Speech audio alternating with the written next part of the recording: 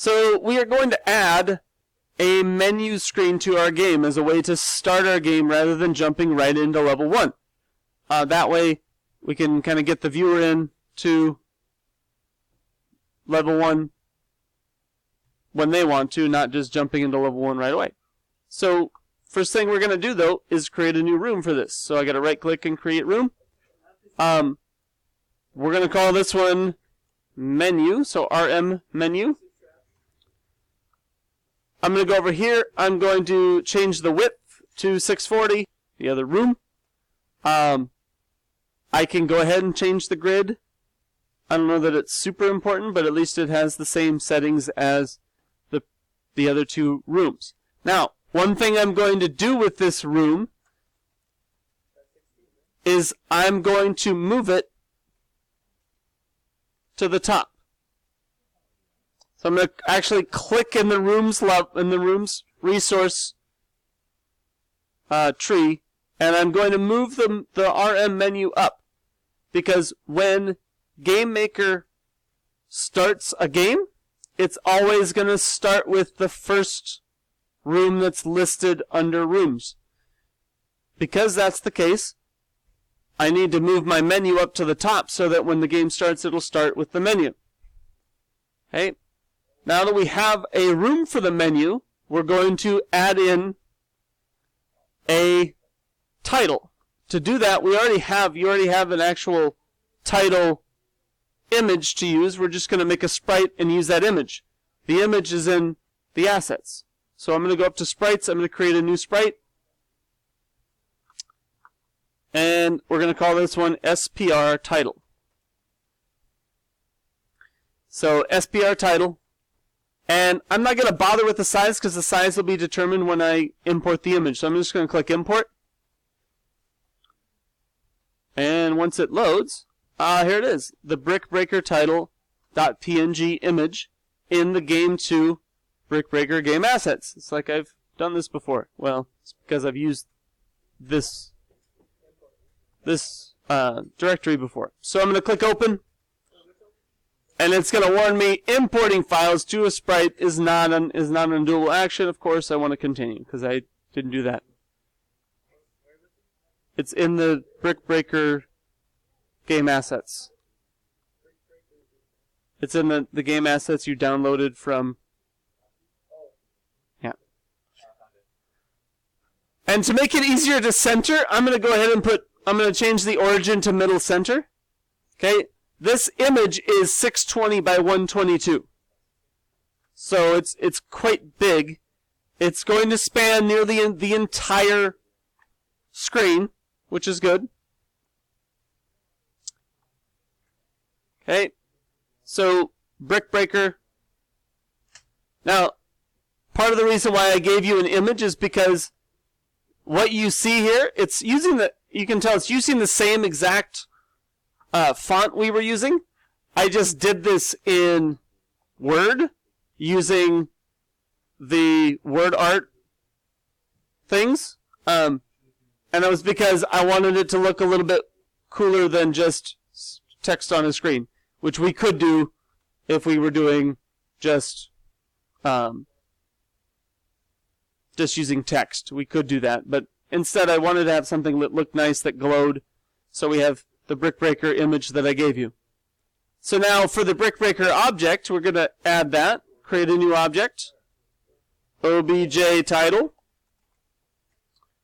and I'm going to assign it the sprite. Now, this is one of those deals where I'm not going to do anything else, because the only reason I have the object is so the sprite can be seen in the room.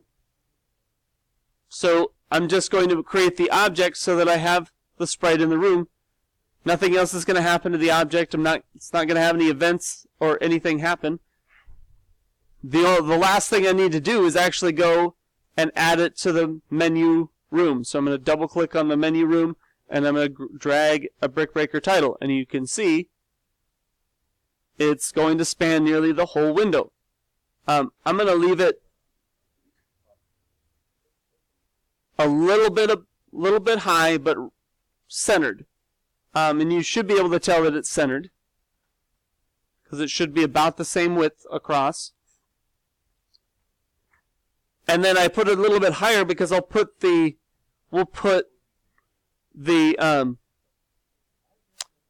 button down here. So that when I click on the button, I click start, we'll go to the next room. Okay? So that's it for the title. The only reason why we have a title object is to get the object in the room. Otherwise, we would just put the sprite on the screen, I guess. Or we would draw. Okay. Now we're going to do the button. So this time I'm going to create another sprite. This sprite, though, I'm going to change the size of. We're going to leave the width as 64. I'm going to change the height to 32. Okay. And click apply. So we're going to change the size to 64 by 32. And then I'm going to go ahead and click edit image to edit this image. Like a lot of our other images, we're going to edit this for as our own image. I'm going to use a rectangle tool, and I'll use a white outline, and we're going to draw just a rectangle for the whole thing. And then I'm going to try and use the green I used earlier. I think it was this one. Yes. I left the width alone and just changed the height to 32. Okay. So, I tried to use the same green as the bat, just because if you want to do that, you're fine. You can use really any color here. It doesn't really matter. Okay. This is the start button. So the thing we need to add to this is we got to add some text. So I'm going to click on text, and I'm going to click on white. Now, what's going to be hard to see is that when I click on text up here at the top, you're going to see some changes. You'll see the little text icon, and then you'll see options for font, style, and size. So we're going to switch the font to the font we've been using, which is the Bauhaus 93. So I'm going to scroll all the way up to B. There it is, Bauhaus 93. I'm going to leave the style as regular, and I'm going to change the size to 22. Okay? Now, you'll notice that when you put your cursor over, it's going to turn into like a blinking cursor. Okay? Now, I'm not going to be able to type anything though. Oops. I'm not going to be able to type anything until I actually click somewhere to start. Okay? So, the cursor is going to be in the middle of that blinking cursor. So, I chose size 22 because I want it to be big enough, and there's a lot of space around this particular font, so I'm just going to click kind of somewhere towards the middle. If I don't get exactly in the middle, it's okay, I will fix that in a moment. But I'm going to click, and then you see the dark outline. The dark outline tells me I'm ready to start typing text. So I'm going to type the word start. And I'm actually not going to put it there because I don't want it too. I'm too close to my. I want to keep it away from the edges because I'm going to grab it and move it later. So I'm going to scoot up a little bit and try again. There we go. Oops, except it's too far over now.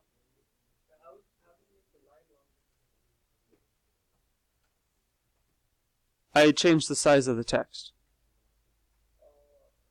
So I'm going to try over here now. Start. I'm still too low. I don't know how I get too low. I'll figure this out yet. Go up a little bit higher. Okay. There we go. Now, again, I'm not too worried about whether or not I am centered right now, because I'm going to move the text later. The only thing I'm worried about is making sure that my text is not touching any of the sides. So, because when I grab the text, I want to have some leeway and be able to put the text or get get the text without getting part of the site. So once I'm done with that, I press the ESC key, and it asks me, do you want to commit the tool changes, which means, do you want to actually just put this text into the image? And I say yes. Yes, I do. Okay, so now I'm going to select the rectangle select tool so that I can move the start text to the middle. What's going to help me is by turning on the grid. Of course, I need to change the grid so that my grid, I'm going to make my grid 1 pixel by 1 pixel so that I can see the individual pixels. Since we're in a small image, it doesn't really matter. So now, I'm going to grab the whole start text. Keep in mind, for the rectangle selection tool, it's going to include the pixel you're on. So when I select,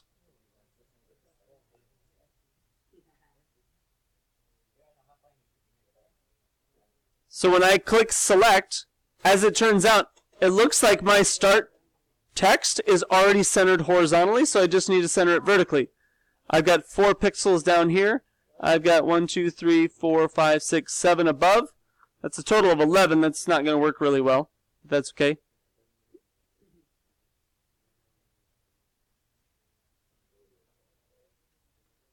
We'll move it up 2 pixels, just so I can center it. And then I'm going to refill in. I'm going to press the ESC to get rid of the selection, and I'm going to refill in the spot that was left. So now I have a start button. So now that we have a start button image, we can create the sprite, or we can create the object that will be our start button. Now, one thing I forgot to do is I forgot to rename this sprite, so I'm going to rename it now. We're going to call it SPR Start for start button. I don't need to go more than that. I could put the whole thing of start button, but I'm not worried about it. There's not anything else that might be confused with start, so I'm just going to call it SPR Start, and I'll hit enter to lock it in. Come down to objects. Oh, I'm going to go ahead and do middle, center, and the origin before I forget. Now, right-click on objects, create a new object. OBJ Start is the name. And the sprite, of course, is the start button, the start sprite that I just created. Okay? The only thing that this button exists for is so that when I click on it, we move on to the next room, which is level 1. So this is starting the game. So I'm just going to add an event. If I go to mouse, it's going to give me the options left down, right down, or middle down. I'm going to go ahead and go left down. Now you'll see the left down versus the left pressed. This is the same functionality as key press versus key down. Key down is press and hold. Key pressed is press once. Now because we're going to act as soon as the key is down, it doesn't matter. And there's nothing else in our game that's going to be affected by clicking the mouse. So we can go ahead and use a mouse left down. So that's what I'm going to use. So when the left button is clicked over the top of the sprite, all we're going to do is go to the next room. It happens to be in my recently used. Okay? That's really all we should have to do, because there's no options for it. It's just a matter of we need to go to the next room. Okay? Now, when I click run, what I should see is I should see my menu screen first. That'll be a change. And then I should be able to click the start button, and then I go to level 1 and I can play the game. And I'm going to start playing the game so that I can make sure that nothing else was affected when I added this code. So, as soon as it loads, there it is. Oops, you know what we didn't do though? Didn't add the start object to the room. Well, let's go do that, and then we'll be able to do this. So I'm going to add the start object to the room. Again, I'm going to center it, maybe like right there. So now when I click run, we'll have the start menu, the start button to click. So now I see my start button, click my start button, we're in level 1. If I press space, it starts the game and I can play the game, and it looks like the game functions just like I should expect it to. Everything seems to be working. So, now the question is, what happens when we finish? What happens when the game over? Let's see. Hey, look at that. It goes back to the start menu because that's the first room. So even though I didn't have this room when I created the code for that, it actually takes me right back to start menu. Okay, so there we go. And then my score starts over. My lives start over. Everything starts over. Okay, so that's it.